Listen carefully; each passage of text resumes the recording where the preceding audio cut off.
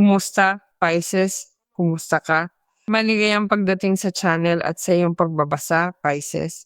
Ikokonekta natin ang ating sarili sa iyong mga enerhiya para sa mga araw na ito. Huwag kalimutang kunin ang anumang tumutugma sa iyo at bilang karagdagan. Suriin din ang iyong moon sign at ascendant dahil kinukumpleto nito ang pangunahing mensaheng ito. Sisimulan ko ang iyong pagbabasa gamit ang orakulo ng enerhiya. Gusto kong malaman kung anong enerhiya ang kasama mo.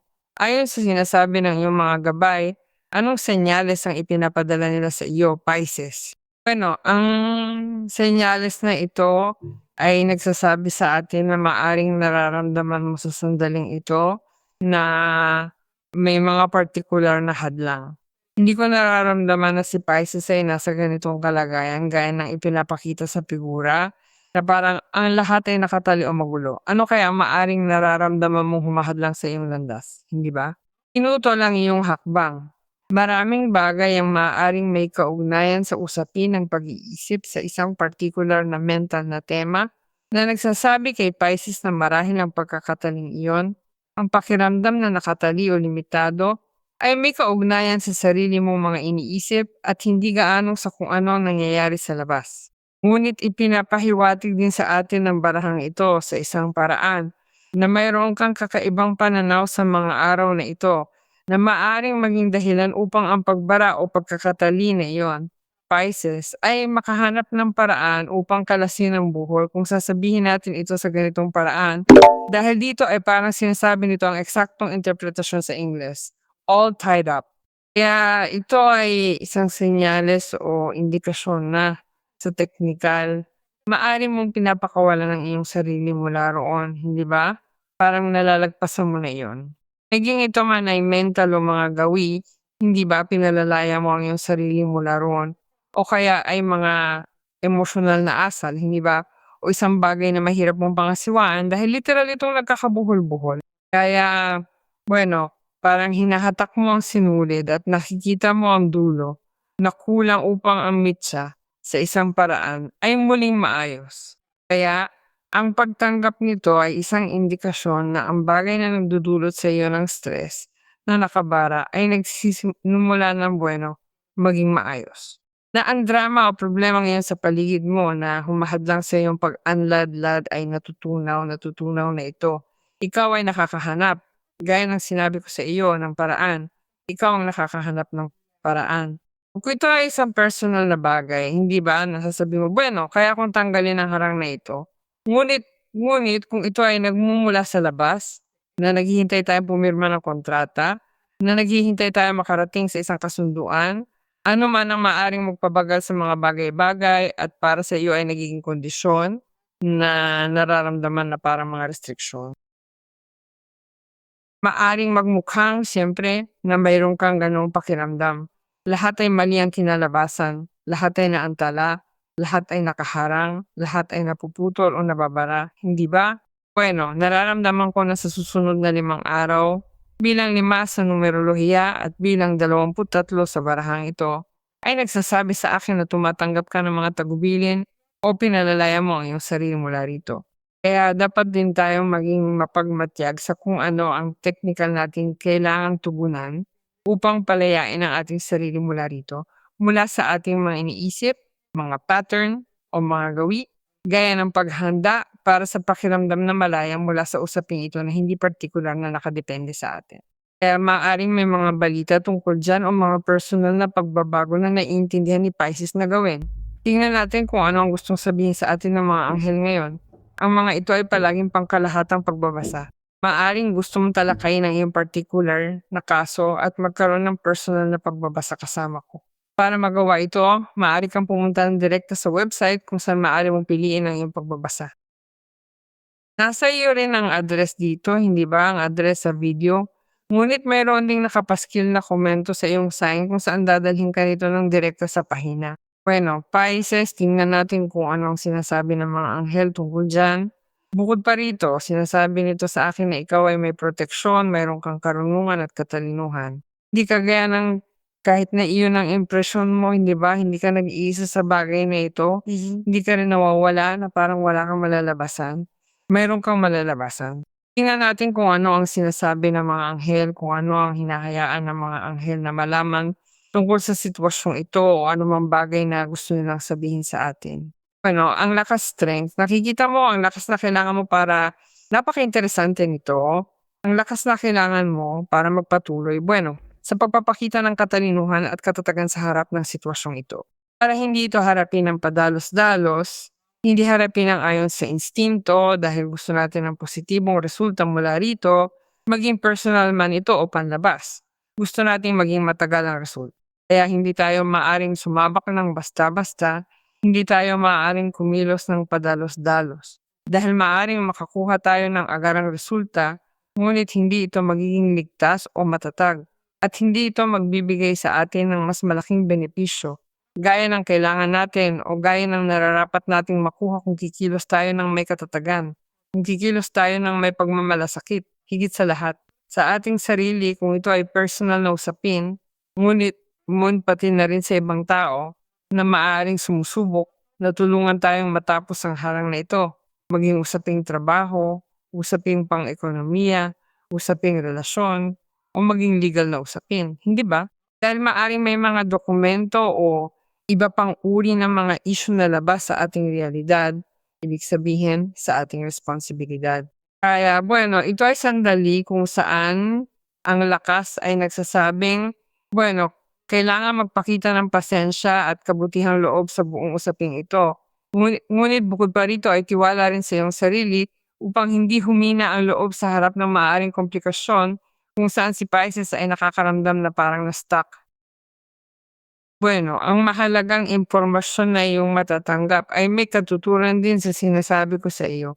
Maaring ang mitsa para matanggal ang harang na ito ay ang balitang ito, hindi ba? Ang impormasyong ito na may kaugnayan, totoo at kinakailangan din. Ngunit bukod pa rito, sinasabi rin ito sa akin na may kaugnayan ito ng direkta sa mga dokumento, may kaugnayan sa mga papel, may kaugnayan sa mga lagda, may kaugnayan sa mga kasunduan, sa mga kontrata. Ang tanging sinasabi nito sa iyo ay maging maingat sa mga maaaring maliit na nakasulat fine print sa mga bagay na sinasabi ng sarili mong intuition. Babasahin ko ito ng ilang beses, 2 beses bago pumirma. Hindi dahil gusto ka nilang lokohin malayo sa katotohanan, kundi dahil sa ganitong paraan ay magiging panatag ka na ang transaksyon, ang operasyon ay ginawa ng maayos para sa lahat ng panig, ngunit hindi ka mapapahamak. Higit pa rito ang impormasyon, hindi ba? Ang impormasyon na maaring makuha mo mula sa isang tao na para sa iyo ay napakahalaga ay totoo. Ngunit para sa lahat ng iyon, maging para sa impormasyon o para makakalap ka ng kapaki-pakinabang na impormasyon para makalabas sa sitwasyong ito. Gaya ng anumang kailangan mong malaman o sasatin upang hindi mabigo sa negosasyong ito o sa kontratang ito, maaari ring depende ito sa pagiging alerto mo, hindi ba, sa pagiging mataas ng iyong enerhiya upang hindi mo mapalampas ang anumang detalye na makakatulong sa iyo na mangyari ito. Hindi lamang ang determinasyon at lakas ng loob na manatili sa posisyong ito, kundi ang pagiging alerto rin sa pagtanggap ng anumang panlabas na senyales na maaari mong makuha na makakatulong sa iyo sa sitwasyong ito, hindi ba? Kaya interesante rin ito. Lahat ng nanggagaling sa pahina ng swords ay mahalaga. Lahat ng nagmumula sa iyong talino, pangangatwiran, at lohika upang kumilos ng tama sa harap ng maaring maging tugon ng mga senyas na nauunawaan bilang impormasyon ay lagi ring magiging totoo. Hinihingi nila ang talino at kung kailangan mong makipag-usap sa isang tao, maging direkta ka. Huwag kang magpaligoy-ligoy dahil ang impormasyong matatanggap mo ay direkta rin. Hindi sila magpapaligoy-ligoy. Sasabihin nila sa iyo mga bagay kung ano ang mga ito tungkol doon. Meron kang 8 of Cups, 8 ng mga tasa at ang 8 of Cups ay ang barahan na nagsasabi rin kay Pisces na ang bagay na naglilimita sa kanya, na nagtatali sa kanya, ay may kaugnayan sa isang bagay na nilalabanan mo. Ikaw ay may kamalayan sa iyo, ngunit hindi na ito nagbibigay sa iyo ng kasiyahan, hindi ka na nito napupuno. At bueno, ang pagpapakawala sa sarili mula rito ay may kaugnayan din sa paghahanap ng kaligayahan, hindi ba? At dumating na ang oras kung saan sa isang paraan, ay nagkaroon ka ng kamalayan tungkol doon at napagtanto mo na kailangang hanapin ang daan palabas sa kaguluhang ito ang daan palabas sa sitwasyong ito na nagtatali sa iyo. Dahil may kamalayan ka na nararapat ka sa isang mas magandang buhay. At may naghihintay sa iyong mas maganda sa kabilang panig ng sitwasyong ito. Kaya sa tingin ko, ang paggawa ng kung ano ang pakiramdam ni Pisces na tama ang makakatulong ng malaki upang mapalaya ang sarili mula sa lahat ng iyon. At ang kalooban, dahil ang Eight of Cups sa isang kalooban sa kung ano ang maaaring pangangailangan na hanapin ang kung ano ang nagpapasaya kay Pisces. Ang kung ano ang nagpupuno kay Pisces, ang kung ano ang naiintindihan niyang nararapat sa kanya sa huli. At hindi siya nararapat sa mas mababa pa sa ganap na kaligayahan, isang pangako sa isang tao, isang matatag na trabaho, isang trabaho na kinikilala, kung saan maaari siyang makaramdam ng lakas, kung saan maaari siyang maging kapaki-pakinabang. Dahil ang Page of Swords ay isa ring barahan na nagsasalita ng marami tungkol sa pagiging kapaki-pakinabang ng mga talento na mayroon ka para maisagawa ang ilang mga aksyon, hindi ba? Kaya maaari rin itong sandali o indikasyon na matatapos na ang ilang mga restriksyon sa larangan ng trabaho o kung saan ka umuunlad para makapag-unlad ka sa ibang lugar sa mas mahusay na kalagayan at may ibang realidad sa ibang konteksto. O magbubukas ang isang pinto ng mga posibilidad na para sa iyo ay napakaakit at napaka-interesante at doon mo mararamdaman ang pagiging lubos na nasiyahan sa determinasyong ginagawa mo na lumipat sa ibang bagay, hindi ba? At gayon din kung tayo ay nagsasalita tungkol sa isang sitwasyon o relasyon, maging sa kapareha, wow! O sa konteksto, sa kung ano ang tumutukoy sa isang bagay na magpapabago sa iyong realidad ng buo, hindi ba? Dahil ang nakataya rito ay ang iyong emosyonal na kaganapan at gayon din ang material dahil may dalawang baraha rito na nagsasalita sa atin tungkol doon, hindi ba? Bueno, Pisces, maghanda ka para sa mga konkretong solusyon na magdadala ng pag-unlad sa ekonomiya dahil ang pagkakatali ay maaring dahil sa isang pang-ekonomiyang harang, hindi ba? Maghanda ka para kumuha ng mahalagang pagkakataon tungkol sa mga mapagkukunan at pera. Darating ang mapagkukunan na hinihintay mo, maging trabaho man ito, pera, oras o enerhiya, maging produktibidad, maging pagkamayabong, hindi, walang kakulangan ng mapagkukunan dito, hindi. Bueno, magbabago yon, ibig sabihin, ang mga mapagkukunan ay magiging sagana, magiging sobra para matiyak sa iyo rin kung magkaroon ka ng katahimikan na tinitiyak sa iyo ang pag-unlad at simula ng may responsibilidad ng may pagsasanay. Sa inisyatibong ito, higit sa lahat, dahil nagpapakita ito para sa inyo ng isang kontekstong masyadong paborable, napaka-paborable, para sa inyo na mapaunlad ang inyong mga kakayahan, mga talento, mga biyaya, mga adhikain. Bueno, ito ang hinahanap at mararamdaman mo sa wakas ang iyong mga layunin at mararamdaman mo na sa wakas ang iyong mga layunin at kakayahan ay bumabagsak sa isang lupaing masyadong mataba. At siyempre ang lahat ng ito ay magiging napakahalaga para sa iyo. Ikaw ay magiging mahalaga para sa ibang tao dahil pahahalagahan ka para sa kung ano ka, pahahalagahan ka para sa kung ano ang maibibigay mo, ngunit ikaw ay tatanggap din. Kaya naman ang nararapat sa iyong halaga. Kaya isipin mo ang lahat ng iyong makukuha. Ang iyong paglago ay halos garantisado sa lugar na iyon. Hanga ito, talagang sinasabi nito sa akin na ang langit ay nagpapadala sa iyo ng napakalaking pagpapalang ito na inilalagay sa iyong buhay, itong dakilang ginto. Alam nating naroon ang matabang lupa, nakikita natin ito. Makikita mo na posible ito, ang lupa ay mataba. Makikita mo kung paano ito lalago, ng malusog, ng masagana. Bakit? Dahil gagawin mo itong posible. Kaya naman ang darating para kay Pisces ay talagang mahalaga.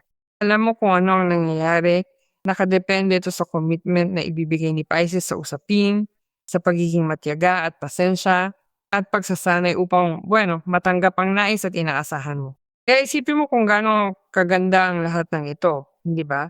Dahil dito ay mayroon kang isang bagay na magugustuhan mo, mamahalin mo. Kung kailangan mo matuto ng isang bagay, matututuhan mo ito. Kung kailangan mo magbahagi ng isang bagay, ibabahagi mo ito. Kung kailangan mo talagang kumilos palabas sa iyong comfort zone, gagawin mo ito dahil hindi ka titigil hangga't hindi mo natututuhan ang lahat ng kinakailangan upang mapantayan ang mga pangangailangan. Ngunit ang pagtanggap ng responsibilidad, halimbawa sa isang proyekto, ang pagtanggap ng hindi ko alam, ang pagbibigay ng napaka-responsableng pansin sa isang negosasyon, magiging bahagi ka ng isang bagay na napaka-promising. Kaya maghanda ka dahil may darating ding mga napakahalagang bagay pagdating sa pag-ibig. Ang Two of Cups sa isang anunsyo na ikaw at ang ibang tao ay konektado sa isang napaka-intrinsikong paraan na may matinding synergy, may katatagan, may pagnanais na gawin itong gumana, hindi ba? O nakilala mo na ang isang tao o nakikilala mo na ang isang tao at nagsisimula ka ng makahanap ng maraming pagkakatulad sa taong iyon. Maari rin itong ipahayag ang pagsisimula ng isang bagong yugto paumanhin sa isang kasalukuyang relasyon kung saan gusto ninyo magkaroon ng pagkakaiba sa kung paano ninyo pinapatakbo ang mga bagay dahil narito ang isang layunin at ito ay gawin ng lahat para gumana. Kaya naman narito rin ang strength, hindi ba? Ang isang relasyon ay napapatibay sa ibang paraan. Kung ang bawat isa sa inyo ay nakatuon sa isa't isa at nagbabahagi sa isa't isa, ito ang mga bagay para sa kapakanan ng relasyon. Ang nararamdaman ko ay ang mangyayari ay babaguhin ang iyong realidad dahil ang lahat ay iikot sa paglago, sa malusog na paglago, para sa bahaging ito ng iyong buhay, ngunit pati na rin sa isang ugnayan. Isipin mo na parang may bago ring namumuo sa ugnayan. Kaya naman, nangingibabaw para kay Pisces ang koneksyong ito, ang ugnayang ito. Ito, para sa buhay ni Pisces, ay nagsasabi sa akin na mayroon kang disposisyon na kumonekta sa isang tao, siyempre, hindi ba? At makikita mo ang pag-usbong sa iyong buhay ng relasyong iyon, talaga, at aalagaan mo ito, at pipiliin mo ang taong yun araw-araw, dahil ikaw at ang taong yun ay handang piliin ng isa't isa araw-araw. Oo, dahil para sa inyo ang landas ay bukas upang lumikha ng hinaharap ng magkasama, upang ibahagi ang hinaharap. Ito ay dedepende siyempre sa pananatili ng pagnanais na iyon at sa disposisyon sa pagiging matiyaga na makasama araw-araw ang tao sa pagbuo ng ugnayan. Dito ay kailangan ding magpakita ng mga aksyon, hindi ba? Mga konkretong aksyon para sa relasyong ito. Nararamdaman ko rin na walang kulang sa suporta, walang kulang sa katatagan, wala nang anumang nakatali. Ang lahat ng darating mula sa trabaho, mula sa pera, o pati na rin sa emosyonal na aspeto ay may suporta, ay may seguridad. Depende ito sa bawat isa. Ngunit minsan ang Two of Cups at ang Page of Pentacles ay nangangahulugan din ng pagdating ng isang anak.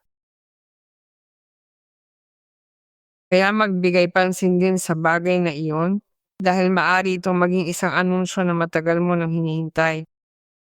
Anumang manggaling sa pahina ng tasa, patawad sa pahina ng barya, may suporta, seguridad, lakas ng loob, at vision sa hinaharap. Pero kailangan ito ng tiyaga, kaayusan, praktika, at disiplina. Upang ang anumang ginagawa ay makapagbigay ng resulta, upang ang anumang itinatayo ay magkaroon din ng matibay na resulta.